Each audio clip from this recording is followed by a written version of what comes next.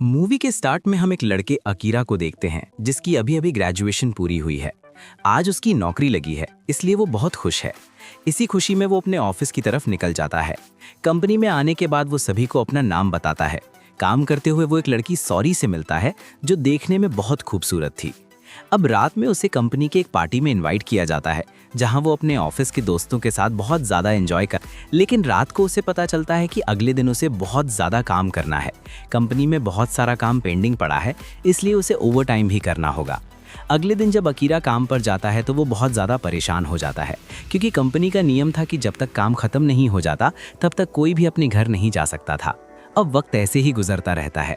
ज़्यादा काम करने की वजह से अकीरा की हालत बहुत ख़राब हो गई थी। वो ना तो ठीक से सो पा रहा था और ना ही उसे नहाने का वक्त मिल रहा था। साथ ही उसे अपने बॉस कुशुगी की बात भी माननी पड़ती थी, जो असल में एक बहुत बुरा आदमी था। अब रात को वो अपने दोस्त केसियो के साथ एक बार में होता है। केसियो कहता है कि तुम्हें कोई और नौकरी ढूंढनी चाहिए, पर अकीरा के पास रेज्यूमे बनाने का भी वक्त नहीं है। ये दोनों बचपन के दोस्त हैं, लेकिन केसियो अपनी नौकरी से बहुत ज़्यादा खुश है। ये सब देखकर कि केसियो बहुत सारे पैसे कमाता है और हर रात किसी और लड़की के साथ होता है, अकीरा को बहुत जलन महसूस होती है और दोनों लड़ाई पर उतर आते हैं। खैर, रात में अकीरा अपनी ट्रेन का इंतज़ार कर रहा होता है। तभी उसके पीछे हम एक आदमी को देखते हैं जो बिल्कुल भी नॉर्मल नहीं लग रहा था, पर अकीरा का ध्यान उस पर नहीं जाता। अगले दिन जब अकीरा की आंख खुलती है तो वो फिर से अपने काम के लिए निकल जाता है। लेकिन जैसे ही वो बिल्डिंग से नीचे आता है, वो देखता है कि उसका पड़ोसी अपनी ही बीवी को खा रहा है। असल में वो एक ज़ॉम्बी में बदल गया था। ये सब देखकर अकीरा बहुत ज़्यादा डर जाता है और वहाँ से भागने लगता है। तभी वो देखता है कि पहले ही बहुत सारे ज़ॉम्बी आ चुके हैं जो अब उसके पीछे पड़ गए हैं। भागते हुए वो सीधा छत की तरफ जाता है और रेलिंग से दूसरी तरफ कूद जाता है। जैसे ही वो ऊपर देखता है, एक एरोप्लेन जलते हुए नीचे गिर रहा था। पूरा शहर तबाह हो चुका था, हर तरफ आग से बना धुआं उठ रहा था। सबसे अजीब बात ये थी कि ये सब देखने के बाद भी अकीरा खुशी से झूम रहा था, क्योंकि उसे लग रहा था कि सिटी पूरी खत्म हो गई है तो अब उसे कोई काम नहीं करना पड़ेगा। इन सब के बीच उसे ओरी की याद आती है। वो जल्दी से ओरी को मैसेज करता है। ओरी रिप्लाई करती है कि तुम जल्दी से मेरे घर आ जाओ। अब बिल्डिंग में हर तरफ ज़ॉम्बी भर चुके थे, इसलिए अकीरा को पानी के पाइप के जरिए नीचे उतरना पड़ता है। नीचे उतरते वक्त वो एक फ्लैट में पति पत्नी को देखता है। वो उनसे कहता है कि वापस आते वक्त मैं बाजार से तुम्हारे लिए कुछ खाने का लेकर आऊँगा। नीचे आकर वो जल्दी से साइकिल उठाता है और ज़ॉम्बीज़ से बचते हुए भागने लगता है। उसके पीछे पूरी सिटी के ज़ॉम्बी पड़ चुके थे, इसलिए वो बहुत तेज़ साइकिल चला रहा था। कुछ देर में वो ओरी के घर पहुंच जाता है, जहां वो देखता है कि दरवाज़ा पहले ही खुला हुआ है। अंदर जाने पर ओरी बताती है कि वो अकेली नहीं है, बल्कि उसकी कंपनी का बॉस भी उसके साथ है, जिसे ज़ॉम्बी ने इन्फेक्टेड कर दिया है।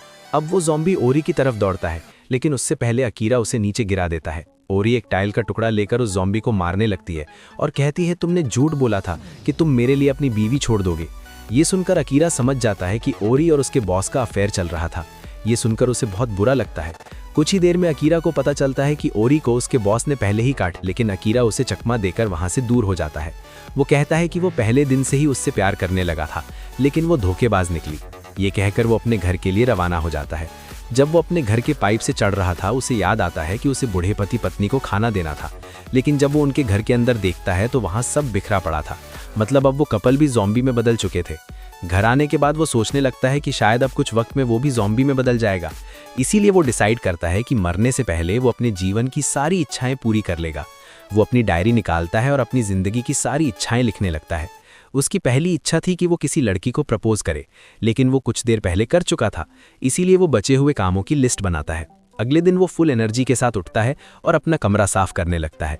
फिर सुपरमार्केट जाता है और सभी सामान अपनी ट्रॉली में भरने लगता है, क्योंकि अब उसे किसी भी चीज़ के पैसे देने की ज़रूरत नहीं थी। मॉल में पहले से बहुत सारे ज़ॉम्बी भरे हुए थे जो उसका पीछा भी कर रहे थे। उनसे बचते हुए वो एक सैलून में पहुंचता है, जहां वो अपने बालों में कलर करता है, पर उसे वो कलर पसंद नहीं आता। इसलिए वो फिर से अपने बाल काले कर लेता है और मॉल से बाहर निकल जाता है। इसके बाद वो एक बड़ी बिल्डिंग पर अपनी पेंटिंग बनाता है। घर लौटते वक्त उसे एक बाइक मिलती है, मतलब अब वो बहुत तेज़ी से भाग सकता था। अब अगले दिन वो अपने पड़ोसियों के साथ पार्टी करने की सोचता है और छत पर जाकर सभी इन्फेक्टेड लोगों के साथ बैठकर पार्टी करने लगता है। पर मांस का एक टुकड़ा खाने पर उसे पता चलता है कि उसके सारे मसाले ख़त्म हो चुके हैं। मतलब अब उसे फिर से मार्केट जाना होगा। कुछ देर में वो फिर से मार्केट पहुंच जाता है। वहाँ उसे कुछ आहट सुनाई देती है। उसे लगता है कि शायद उसके पीछे ज़ॉम्बी है।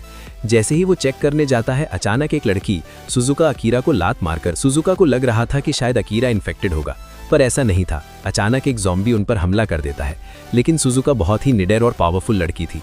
वो 1 सेकंड में ज़ॉम्बी को मार गिराती है और अपने घर का सारा सामान लेकर वहां से निकल जाती है। अकीरा भी अब घर आ चुका था।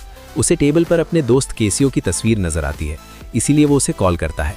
अकीरा को पता चलता है कि केसियो मुसीबत में है क्योंकि उसे ज़ॉम्बी ने चारों तरफ से घेर लिया है। अकीरा कहता है, तुम मेरे बचपन के दोस्त हो, इसीलिए मैं तुम्हें बचाने जरूर आऊंगा। कुछ देर बाद अकीरा अपनी बाइक लेकर अपने दोस्त को बचाने निकल पड़ता है। उसने अपनी पूरी बॉडी पर बेसबॉल का हेलमेट और सेफ्टी कोट पहन रखा था। कुछ ज़ॉम्बी उसके पीछे लटक जाते हैं, लेकिन अकीरा उनसे बचते हुए आगे निकल जाता है। ज़ॉम्बी से बचते हुए वो अपने दोस्त के होटल पर पहुंच जाता है। वहां पहले ही बहुत सारे ज़ॉम्बी खड़े थे, इसीलिए अकीरा एक स्पीकर निकालता है और उसे चालू करके ज़ॉम्बी की तरफ फेंक देता है। आवाज़ सुनते ही सभी ज़ॉम्बी स्पीकर की तरफ भागने लगते हैं। इसका फायदा उठाकर अकीरा बिल्डिंग के अंदर घुस जाता है, जहां उसे केसियो मिल जाता है। अकीरा पिछली बार के व्यवहार के लिए उससे माफ़ी भी मांगता है, लेकिन तभी कुछ ज़ॉम्बी उनकी आवाज़ सुनकर पीछे आ जाते हैं। दोनों दोस्त भागते हुए छत की तरफ जाते हैं और दरवाज़ा बंद करके ज़ॉम्बी को वहीं रोक देते हैं। काफ़ी वक्त बाद मिले दोनों दोस्त साथ बैठकर अच्छा लंच करते हैं। केसियो अकीरा की विश लिस्ट पढ़ता है और कहता है, तुम पूरी 100 इच्छाएं पूरी करना चाहते हो। इसमें उन्हीं इच्छाओं में एक इच्छा केसियो से माफ़ी मांगने की भी थी, जो अब पूरी हो चुकी थी। तभी अकीरा को याद आता है कि वो बचपन से सुपर हीरो बनना चाहता था, इसीलिए वो अपनी डायरी में लिखता है, मैं सुपर हीरो बनकर इस दुनिया को बचाऊंगा। अगले दिन जब केसियो न्यूज़ देख रहा होता है तो उसे पता चलता है कि ज़ॉम्बी ने पूरा शहर तबाह कर दिया है। अकीरा कहता है, हमें इबाराकी चलना चाहिए। वहाँ मरीन पैराडाइज एक्वेरियम है। वहाँ एक ऐसा सूट है जिसे अगर ज़ॉम्बी काट भी ले तो इंसान हम उस सूट को लेंगे और सुपर हीरो बन जाएंगे। अगले दिन दोनों फिर से सुपरमार्केट में घुसते हैं ताकि सफ़र के लिए खाना ले सकें।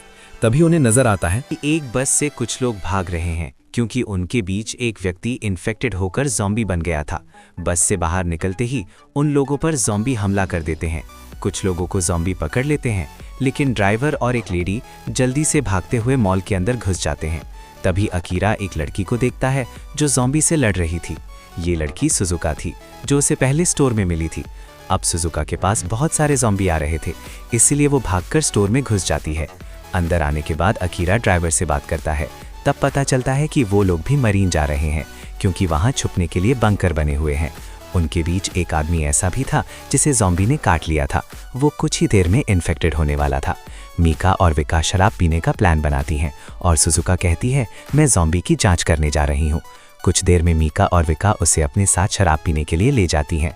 दूसरी ओर अकीरा को सुजुका ज़ॉम्बी से लड़ने का तरीका बताती है। तभी वे देखते हैं कि उनकी तरफ ड्राइवर आ रहा है, लेकिन अब वो इन्फेक्टेड हो चुका था।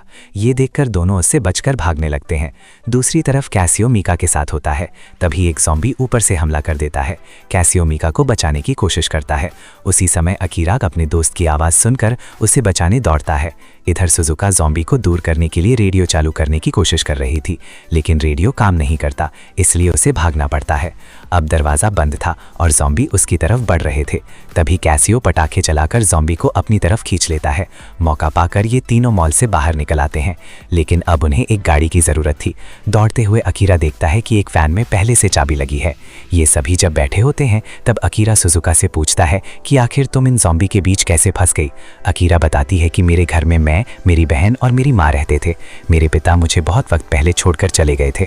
हमारी फैमिली काफ़ी खुश थी, लेकिन एक दिन जब हम सब घर पर बैठकर टीवी देख रहे थे तो हमें दरवाज़ा खटखटाने की आवाज़ सुनाई दी। जैसे ही हमने दरवाज़ा खोला तो एक डिलीवरी मैन अंदर घुस आया और कहने लगा कि मेरी जान बचा लो। उसकी मदद करने के लिए हमने उसे घर में तो घुसा लिया, लेकिन हमें ये नहीं पता था कि वो पहले इन्फेक्टेड है। कुछ वक्त वो हमारे साथ रहा, उसके बाद वो एक ज़ॉम्बी में बदल गया। उसने मेरी माँ और मेरी बहन पर हमला कर दिया। उन दोनों को भी इन्फेक्टेड करने के बाद वो मुझे भी इन्फेक्टेड करने वाला था, लेकिन मैं होशियार थी इसलिए उनसे बच गई और मुझे अफसोस है कि मुझे अपनी ज़ॉम्बी माँ और बहन को मारना पड़ा। ये सब सुनकर अकीरा को भी काफ़ी बुरा लगता है। कुछ वक्त तक उनकी ज़िंदगी वे लोग मस्ती करते हैं, घूमते हैं और साथ रहते रहते उनके बीच गहरी दोस्ती हो जाती है। अब इस शहर को बर्बाद हुए 10 दिन हो चुके थे। आखिरकार ये तीनों मरीन पहुंच जाते हैं, लेकिन वहाँ पहले से कांटे लगे हुए थे जिससे उनकी वैन पंचर हो जाती है। जैसे ही कैसियो ब्रेक लगाता है, अकीरा वैन से टकराकर बेहोश हो जाता है। जब उसकी आँख खुलती है तो वो अपने बॉस को शुगी को अपने सामने पाता है। अकीरा कहता है, तुम्हारे साथ नौकरी करके मैंने पहले ही अपनी ज़िंदगी बर्बाद कर ली। तुम यहाँ आने से पहले अपनी सारी इच्छाएं पूरी करना चाहते थे, लेकिन अब तुम डर में जी रहे हो। यहाँ रहकर ज़ॉम्बी बनने से अच्छा है बाहर जाकर लड़ते हुए मरना। ये सब कुशुगी भी सुन रहा था। वो अकीरा को खोना नहीं चाहता था, इसलिए वो सुजुका को धक्का देकर दूर किया और कहता है, कोई कहीं नहीं जाएगा। ये सुनकर अकीरा को गुस्सा आ जाता है। वो अपने बॉस को धक्का देकर नीचे गिरा देता है। तभी ज़ॉम्बी अंदर घुस आते हैं और सभी लोगों पर हमला करने लगते हैं। उन्हें देखकर कुशुगी अपने दोनों आदमियों को ज़ॉम्बी के सामने फेंक देता है और खुद भागने लगता है। लेकिन अकीरा अपने दोस्तों को छोड़कर वहां से नहीं जाना चाहता था। वो उनके लिए ज़ॉम्बी से लड़ रहा था। अब केसी और अकीरा ज़ॉम्बी से बचते हुए दूसरे कमरे में पहुंच जाते हैं, जहां उन्हें कुशुगी फिर से मिल जाता है। केसीओ कहता है, तुमने पहले लोगों को यहाँ काम पर लगाया और अब उनकी सुरक्षा करने की बजाय खुद भाग रहे हो। तुम एक बहुत बुरे मालिक हो। तभी अचानक एक बड़ी शार्क आकर कुशुगी के एक कर्मचारी को खा जाती है। सभी डर जाते हैं क्योंकि वो शार्क भी ज़ॉम्बी से इन्फेक्टेड हो चुकी थी। सुजुका कहती है, डरने की जरूरत नहीं है, मछलियां सिर्फ पानी में तैर सकती हैं, बाहर हमारा पीछा नहीं कर सकती हैं। लेकिन तभी हम देखते हैं कि शार्क के शरीर से इंसानी पैर बाहर निकल रहे हैं। उसे देखकर सभी भागने लगते हैं। अब वो ज़ॉम्बी शार्क दौड़ते हुए उनके पीछे पड़ी हुई थी। तभी अकीरा को एक कमरा नजर आता है। सभी शार्क से बचते हुए उस कमरे में घुस जाते हैं, लेकिन कुशुगी बाहर ही फंसा रह जाता है। वो शार्क से बचते हुए धीरे धीरे भागने की कोशिश कर रहा था।